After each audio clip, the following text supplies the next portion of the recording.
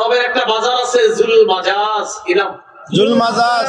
রাসূলুল্লাহ সাল্লাল্লাহু আলাইহি ওয়াসাল্লাম ওই বাজারে গেলেন দাওয়াত দেওয়ার জন্য। আবু লাহাব পিছনে পিছনে যায়, যাওয়ার পর দেখে আল্লাহ রাসূল মানুষকে ডেকে ডেকে বলতেছে, ইয়া আইয়ুহান নাস কুলু লা ইলাহা ইল্লাল্লাহ তুফলিহু। মানুষ তোমরা বলো আল্লাহ ছাড়া কোনো ইলাহ নাই, তোমরা সফল হয়ে যাবে। আবু লাহাব পিছন দিকে বলতেছে, ওর কথা কেউ শুনবা না, ফাইন্নাহু সাবিগুন কাজ্জাব, সে ধর্ম থেকে সে মিথ্যাবাদী। নাউযুবিল্লাহ। আমাদের নবীজিকে কথার আঘাত দিলেন, রাসূলুল্লাহ সাল্লাল্লাহু আলাইহি সাল্লামকে আল্লাহ সান্ত্বনা দিলেন, আপনি একটু ধৈর্য ধারণ করেন। অতীতের নবীরা ধৈর্য ধারণ করেছে। তাহলে 4 নাম্বার, কথার আঘাত সহ্য করতে হবে। যেমন দাওয়াত ও তাবলীগের কাজে এখন উলামায়ে কেরাম মাশাআল্লাহ আগের চেয়ে বেশি স্বতঃস্ফূর্ত অংশগ্রহণ করতেছে। একদল মানুষ তাদেরকে এখন বলতেছে এদের আর কাজ নাই, খায়া দেয়া যাকাত খায়, ফিতরা খায়, এখন আসছে তাবলীগের কাজে। আচ্ছা যাকাত ফিতরা ঠিক আছে খায়, তো আল্লাহ যাকাতের বিধান কেন দিয়েছে সেটা বলেন। যাকাতের বিধান দিয়েছে কে? আল্লাহ। যাকাতের বিধান কে দিয়েছে? আল্লাহ। হাত দিয়েছে কি আল্লাহ তাআলা? এখন মনে করেন এতিম ছাত্র যাকাত খাইলো, এখন আপনি যদি বলেন তুই যাকাত কর, তো আল্লাহ যে যাকাতের বিধান দিল, আল্লাহর বিধানের সাথে তামাশা করার জন্য, রবের সামনে দাঁড়ানোর জন্য তৈরি থাকেন। কি কয়? যাকাত কর, ফিতরা কর। তো ফিতরার বিধানটা কেন আসলো ইসলামে সেটা বলেন। কেউ তো খাইতে হবে, মনে করেন হুজুরা না, কেউ তো খাবে, বলে না। যাকাত কেউ তো খাবে, কে খাবে বলেন? আল্লাহ বলবে। বলেন কে খাবে? কে খাবে? আল্লাহ হাত বলে দিয়েছেন, তো এই হাতের মধ্যে এতিমরাও আছে। ঠিক।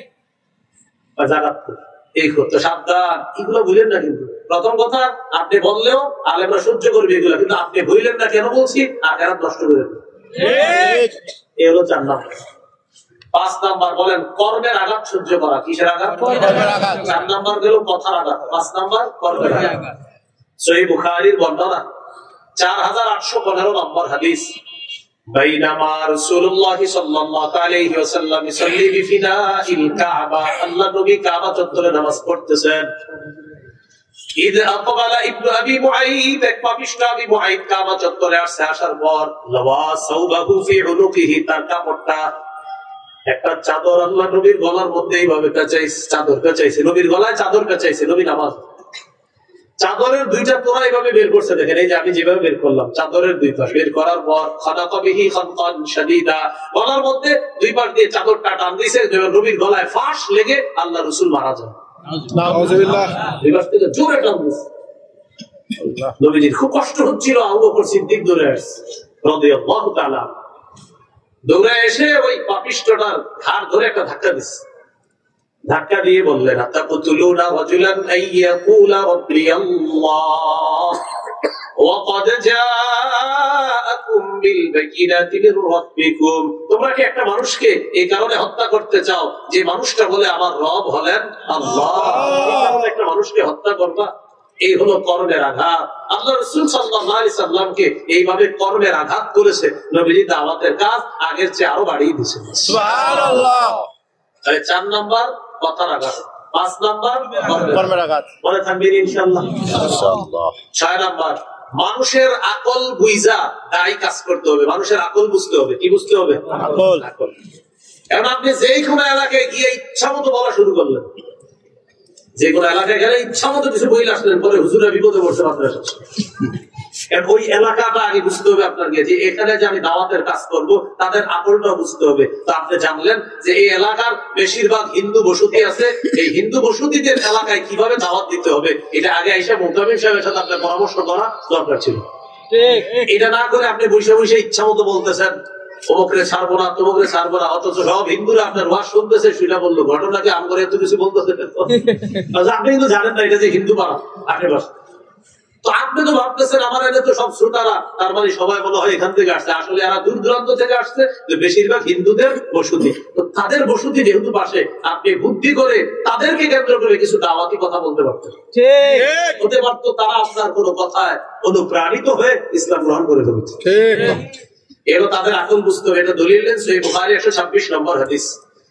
নতুন নতুন যারা মুসলমান হয়েছে, নতুন মুসলমান হয়েছে, নবীজির মন চাইতেছে কাবাটা ভেঙে সংস্কার করে 2টা দরজা বানাবে। কয়টা? 2টা। কিন্তু নবী করতেছে না। আম্মা জান আয়েশা সিদ্দিকা রাদিয়াল্লাহু তাআলা আনহা বললেন, হুজুর আপনার তো মন চাইতেছে কাবাটা সংস্কার করে 2টা দরজা করবেন, করেন না কেন? আয়েশা আমার তো মন চায়, করি না কেন জানো? কেন?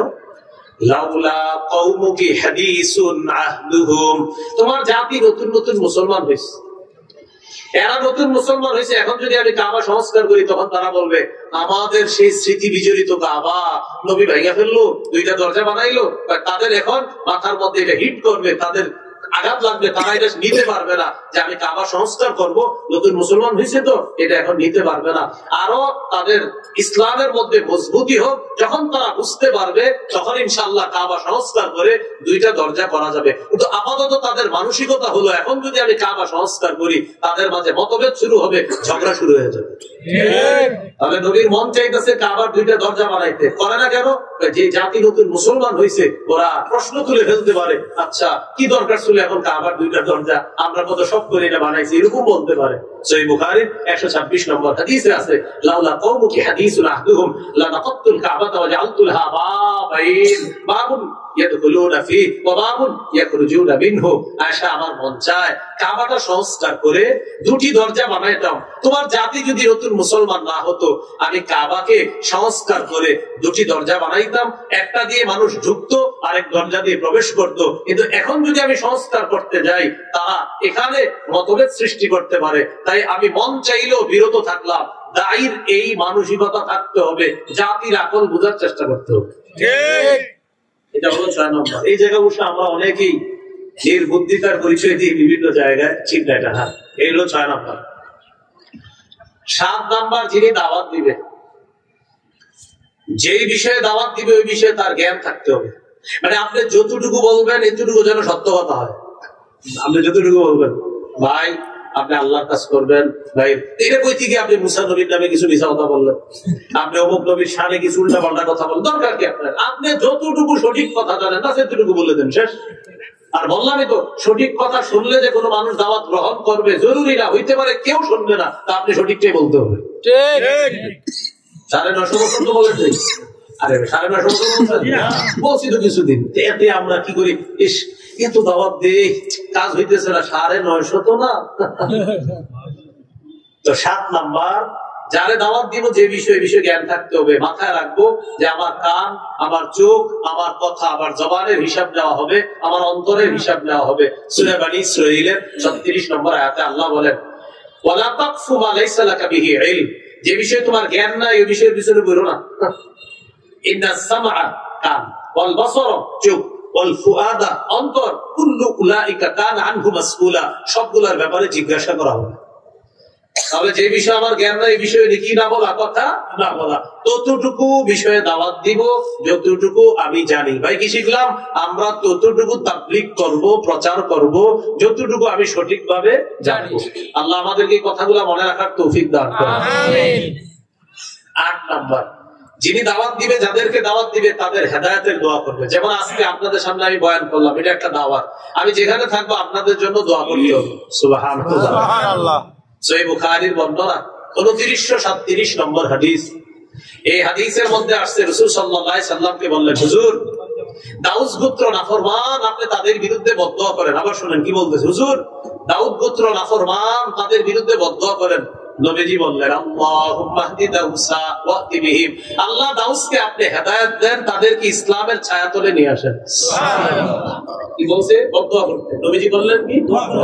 এই হলো হেদায়েতের দোয়া করা। 9 নম্বর গুরুত্বপূর্ণ কথা, যিনি দায়ী হবেন, যিনি মুবাল্লিগ হবেন, যিনি ওয়াইজ হবেন, যিনি খতিব হবেন, তিনি জাতির কল্যাণকামী হতে হবে। জাতির কি কামী হতে হবে? কল্যাণকামী। সহিহ বুখারীর 57 নম্বর হাদিস, عن جرير بن عبد الله رضي الله تعالى عنه قال بايعت رسول الله صلى الله عليه وسلم على إقام الصلاة وإيتاء الزكاة والنصح لكل مسلم, আমি নবীর কাছে বায়াত হয়েছি এই মর্মে, আমি নামাজ কায়েম করব, আমি যাকাত আদায় করব, আমি প্রত্যেকটা মুসলমানের কল্যাণ কামনা করব। সুবহানাল্লাহ। আমি প্রত্যেকটা মুসলমানের কি কামনা করব? কল্যাণ কামনা করব। এই হলো 9 নম্বর গুণ।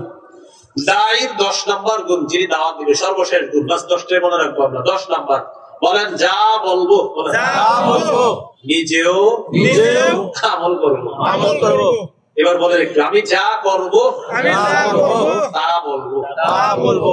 সূরাতুস সফফ 3-4 নম্বর আয়াতে আল্লাহ বলেন, ইয়া